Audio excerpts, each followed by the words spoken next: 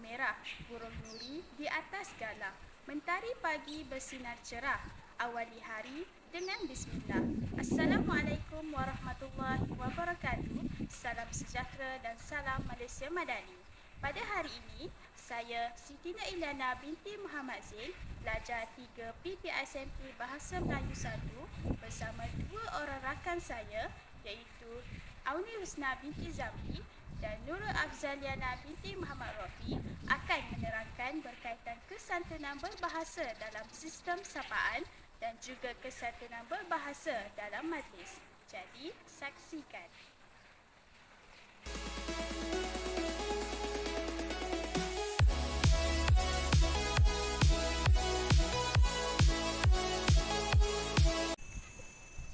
Pertuturan yang baik dan mengandungi unsur kesantunan berbahasa tidak mengandungi sebarang unsur memaksa atau memetik mana-mana isu yang sensitif. Kesantunan berbahasa merupakan kesopanan atau kehalusan yang perlu diaplikasikan dalam komunikasi secara lisan atau komunikasi secara bukan lisan. Menurut Lakoff pada tahun 1975, kesantunan merupakan perbuatan yang boleh mengurangkan berlakunya pergeseran atau pertembungan dalam suatu situasi. Menurut Asma Haji Omar pula pada tahun 2000, beliau turut mengemukakan kesantunan berbahasa sebagai penggunaan bahasa sehari-hari yang tidak menimbulkan kemarahan dan rasa tersinggung kepada pihak pendengar. Sistem sapaan merupakan kaedah yang digunakan oleh suatu masyarakat atau bangsa untuk menegur atau menyapa seseorang sama ada dalam konteks rasmi atau tidak rasmi. Sistem sapaan menjadi penghubung kepada pihak yang menyapa dan pihak yang disapa. Sistem sapaan terdiri daripada 4 bentuk iaitu formal, biasa, kekeluargaan dan kurniaan ikhtisas. Sistem sapaan dalam bentuk formal menunjukkan batasan sosial tertentu kerana pangkat atau hubungan sosial. Contohnya, tuan, puan, encik, cik dan sebagainya. Sistem sapaan dari segi biasa pula sering digunakan dalam konteks pergaulan biasa. Contohnya, kami, kamu, awak dan sebagainya. Jika dilihat dari segi kekeluargaan pula, sistem sapaan ditujukan kepada individu yang lebih tua atau individu yang mempunyai pertalian darah seperti ayah, ibu, makcik, pakcik, kakak, abang dan sebagainya. Bentuk sistem sapaan yang terakhir ialah kurniaan ikhtisas. Panggilan ini sering digunakan kepada individu yang berjaya dalam bidang akademik seperti gelaran doktor atau profesor.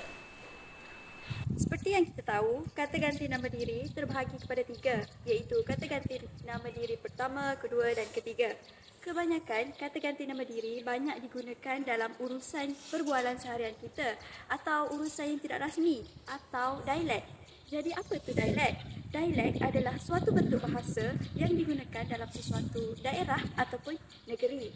Ia berbeza dengan bahasa standard kita. Ia lebih kurang dengan pelat daerah ataupun logat dalam negeri. Contohnya yang kita tahu logat negeri Kelantan, logat negeri Perak dan logat negeri Kedah. Jadi sebagai contoh saya akan memaparkan video tentang logat video Kelantan.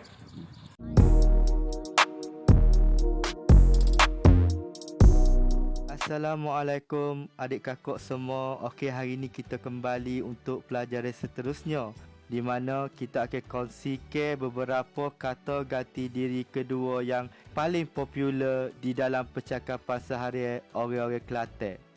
Antaranya sebagai contoh, demo, awak, mu. Berikut merupakan contoh sebutan dan juga ayat yang sesuai digunakan untuk kata ganti diri tersebut. Acu demo buat dulu, nak tengok. Awak tak saya dah kok. Bapa mu tak tanya dulu.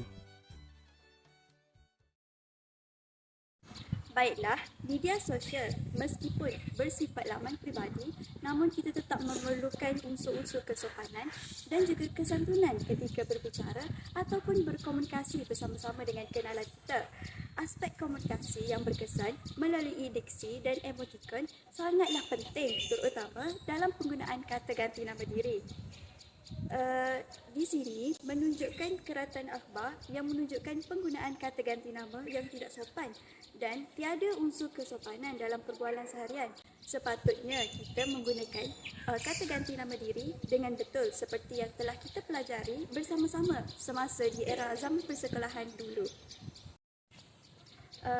Ingatlah kembali semasa kita pelajari di zaman sekolah dahulu, kata ganti nama diri pertama digunakan oleh penutur untuk menggantikan nama asal. Ia terbahagi kepada dua, iaitu tunggal dan juga jamak. Tunggal terdiri daripada seorang sahaja seperti saya, aku, beta, hamba, patik. Manakala jamak terdiri daripada lebih daripada dua orang seperti kami dan juga kita. Kata ganti nama diri kedua pula digunakan oleh penutur bagi menggantikan nama asal pendengar, iaitu orang kedua kita bercakap. Sama juga seperti kata ganti nama diri pertama, juga terbahagi kepada dua, iaitu tunggal dan juga jamak. Contoh tunggal adalah seperti awak, kamu, tuanku, dan contoh jamak adalah seperti kalian. Seterusnya, kata ganti nama diri ketiga pula digunakan apabila penutur bercakap tentang orang yang tiada di hadapannya. Ia terbahagi kepada dua, iaitu jamak dan juga tunggal. Tunggal adalah seperti ia, dia, beliau dan juga baginda. Manakala jamak pula seperti mereka. Namun, penggunaan kata ini tidak sama fungsinya. Contohnya, baginda digunakan untuk raja dan sultan. Beliau pula digunakan untuk orang yang kita hormati seperti guru ataupun ibu bapa ataupun pemimpin. Dan mereka pula digunakan untuk orang yang bilangannya lebih ramai. Jika diimbas kembali, terdapat penggunaan beta, patik dan hamba, baginda, tuanku dan banyak lagi yang telah saya sebut sebentar tadi. Gambar ini memperlihatkan penggunaan tersebut digunakan apabila bercakap dengan golongan kerabat diraja. Contohnya, patik yang merupakan kata ganti nama diri yang pertama digunakan oleh rakyat apabila bercakap dengan raja ataupun sultan, dan beta pula digunakan oleh raja ataupun sultan apabila bertitah kepada rakyat. Ini menunjukkan sebagai rakyat yang menghormati raja mereka. Namun, isu menghina dan mempersenda institusi beraja menerusi media sosial dilihat semakin berleluasa, di mana wujudnya kesantunan berbahasa di sini. Keratan akhbar daripada Sinar Harian ini menunjukkan persoalan bahawa perlukah Malaysia laksanakan lese majeste, iaitu sebuah undang-undang bagi melindungi, memelihara kemuliaan dan menghentikan penghinaan terhadap institusi beraja. Wajarkah undang-undang ini digubal seperti negara Thailand? Setiap masyarakat di negara mengamalkan aspek panggilan kehormat yang bertujuan untuk menyapa atau menegur antara satu sama lain. Berdasarkan kenyataan Surat Perkedeling Am, panggilan kehormat adalah merujuk kepada sebutan sebelum namanya digunakan sebagai tanda penghormatan bagi individu tertentu mengikut kedudukannya. Lazimnya, panggilan kehormat ini digunakan pada kad jemputan, surat, teks juruacara, teks ucapan dan sebagainya.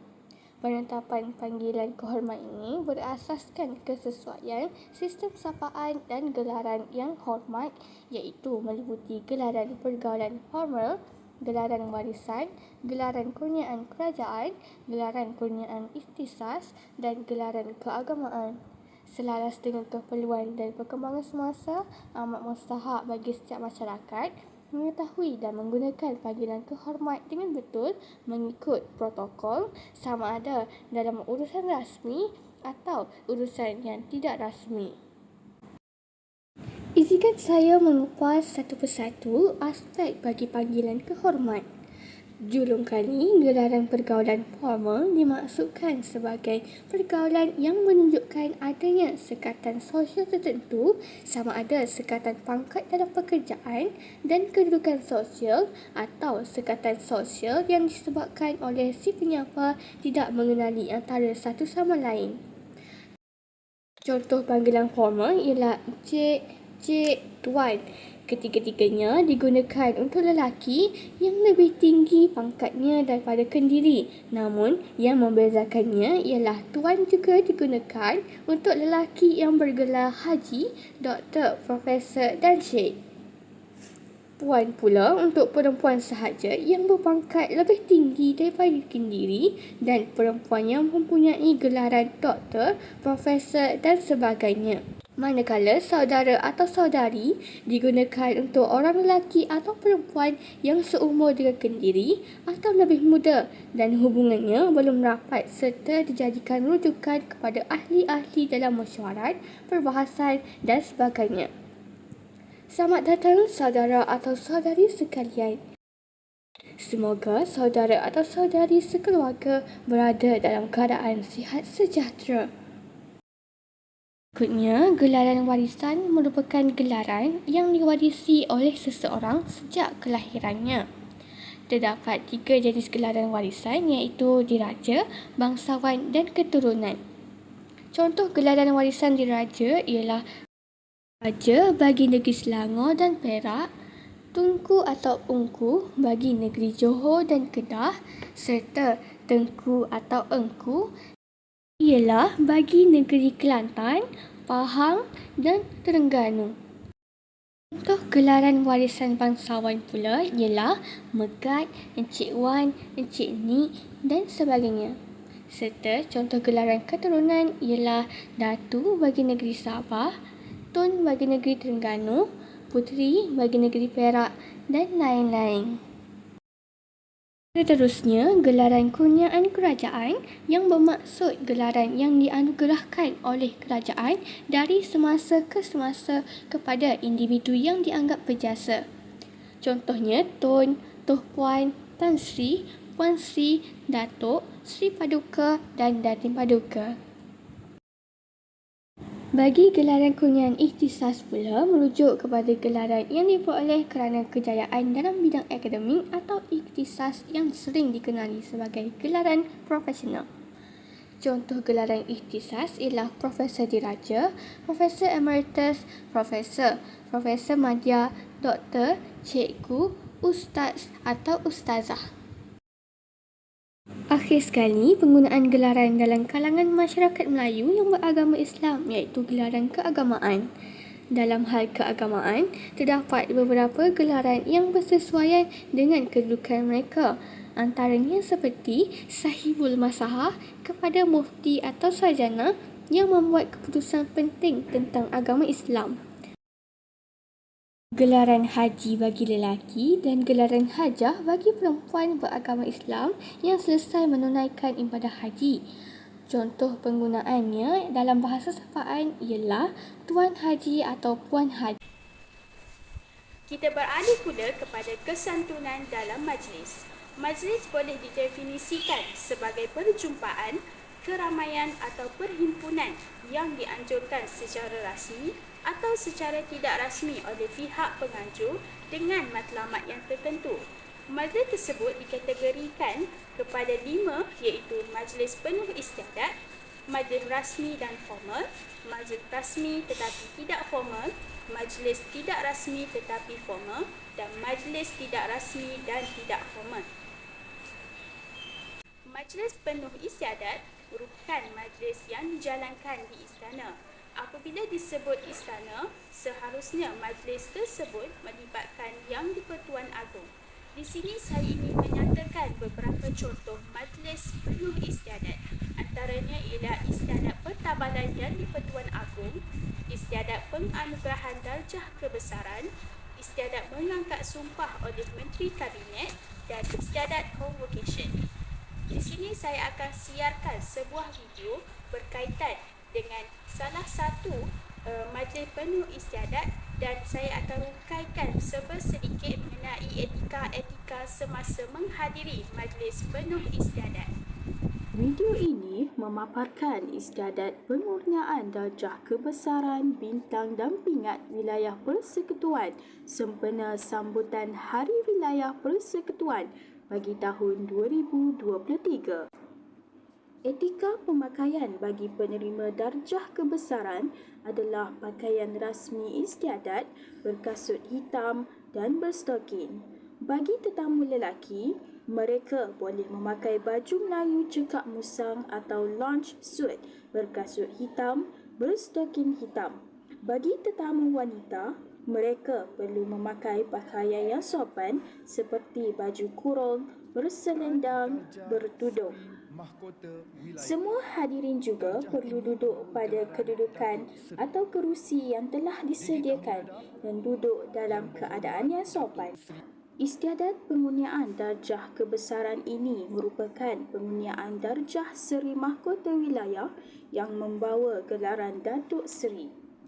Ketika istiadat pengurniaan ini dimulakan, semua penerima darjah Seri Mahkota Wilayah dititahkan untuk menghadap ke bawah duli Yang Maha Mulia Seri Paduka Baginda Yang di-Pertuan Agong.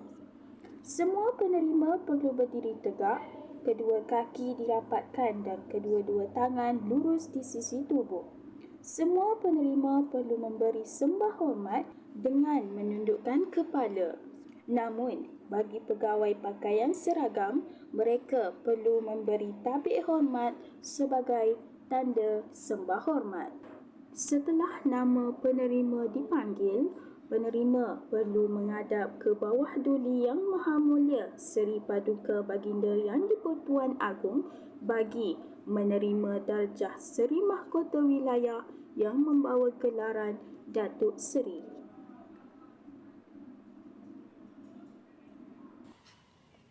Antara inisiatif yang dibawa oleh Yang Berhormat Datuk Seri adalah inisiatif-inisiatif pertanian bandar urban farming.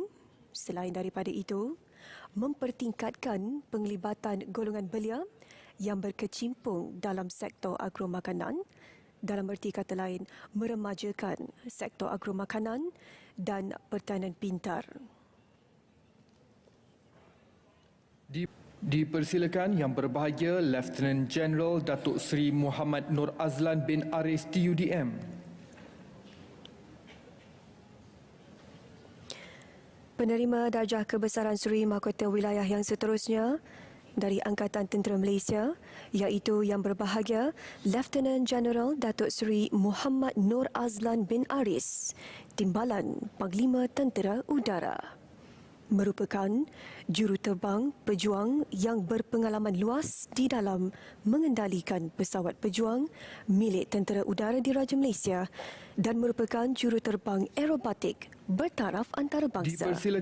Seterusnya, majlis rasmi dan formal adalah sebuah majlis yang dianjurkan oleh atau bagi pihak kerajaan dan kos penganjurannya dibiayai sepenuhnya oleh kerajaan.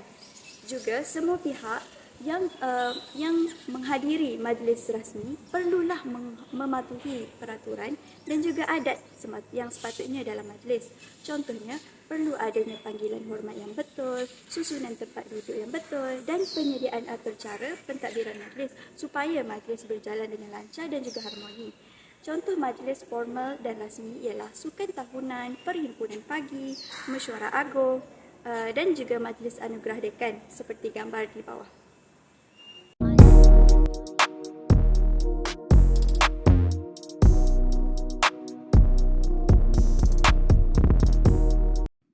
Di sini saya sertakan juga contoh penyusunan tempat duduk VIP, majlis rasmi dan formal dalam video seterusnya. Okey, seterusnya saya akan terangkan bagaimana menyusun kerusi sekiranya bilangan VIP genap. Di sini saya tunjukkan contoh kerusi VIP ada 4 orang. Jadi kita mulakan bilang 1, 2, 3, 4 dan kita perlu mencari lorong yang paling tengah. Lorongnya maksudnya di antara kerusi VIP. Lorong, lorong, lorong. Jadi lorong yang paling tengah adalah lorong ini. Okey. Cara menentukannya, kanan lorong yang pertama, ini adalah kerusi VIP yang pertama. Di kiri adalah VIP yang kedua. Di kanan ini VIP yang ketiga, ini yang keempat, 5, 6 dan seterusnya. Majlis anjuran kerajaan yang tidak banyak mematuhi protokol seperti seperti majlis jamuan anjuran Perdana Menteri ataupun majlis perasmian atau pelancaran. Ini dikenali sebagai majlis rasmi dan tidak formal. Majlis ini memaparkan cara pemakaian para jemputan yang formal dengan berkot ataupun berkemeja, dan ada juga yang berlengan panjang memakai batik. Di sini menunjukkan satu contoh video yang berdurasi 45 saat, contoh majlis rasmi dan tidak formal bagi majlis pelancaran Tokyo Auto Saloon Kuala Lumpur.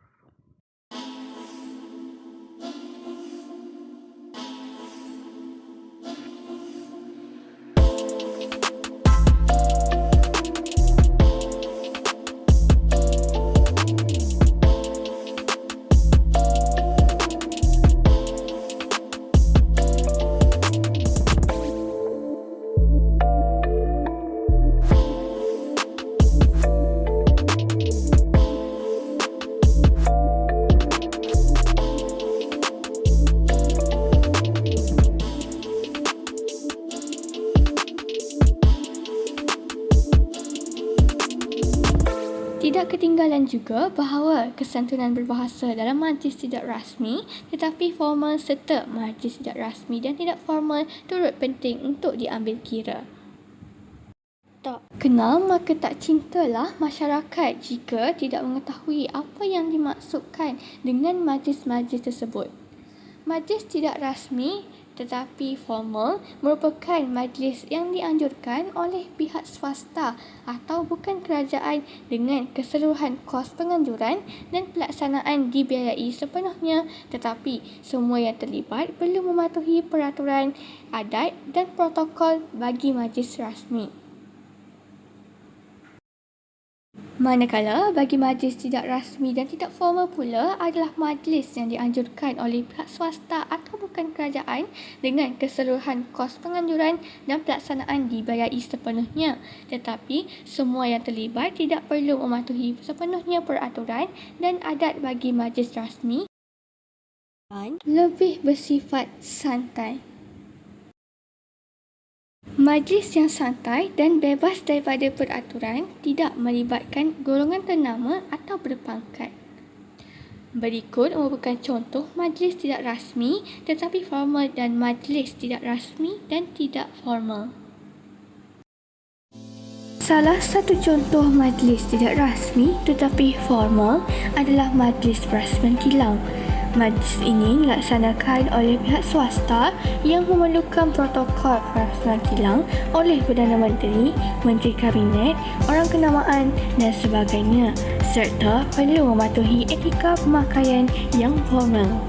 Dalam video yang dipaparkan, Menteri Pembangunan Usahawan dan Koperasi KUSKOP iaitu YB Datuk Ewan Benedict telah menyempurnakan majlis perasmian pembangunan kilang dan melancarkan produk Pakman Industries SDN VHT di Taman Perindustrian Taman Tasik Utama, Air Keruh, Melaka pada tahun ini. Syarikat ini menerima pembiayaan daripada dua agensi di bawah Kementerian Pembangunan Usahawan dan Koperasi bagi mengeluarkan 8 jenis pes jenama Pakman. Dua agensi KUSKOP yang memberi pembiayaan iaitu SME Corp Geran RM267,000 dan RM100,000 daripada Tekun Nasional selain daripada bantuan MARA. Semasa berucap pada majlis itu, Datuk Ewan Benedict berharap agar lebih ramai usahawan mencapai kejayaan seperti ini. Seterusnya, kita beralih kepada majlis sambutan Hari Keluarga yang merupakan salah satu contoh bagi majlis tidak rasmi dan tidak formal. Berdasarkan video tersebut, majlis sambutan Hari Keluarga ini dilaksanakan oleh Institut Kemahiran MARA, Jasin, Melaka pada tahun 2022 yang menghimpunkan ahli-ahli keluarga dan para pelajar bersama-sama bagi memeriahkan sambutan. Majlis yang bertempat di Saza Beach Resort Kuala Lumpur, Melaka ini bertujuan mengeratkan silaturahim selain memupuk semangat kerjasama dan perpaduan dalam kalangan masyarakat. Terdapat pelbagai aktiviti dan permainan yang menarik telah dianjurkan oleh pihak IKM Yasin untuk seisi keluarga seperti yang dipaparkan. Majlis ini adalah bersifat bebas dan tidak perlu mematuhi protokol serta etika pemakaiannya adalah tidak formal. Dengan berakhirnya tayangan video tadi, maka berakhirlah dokumentari bahasa daripada kami. Sekian, terima kasih.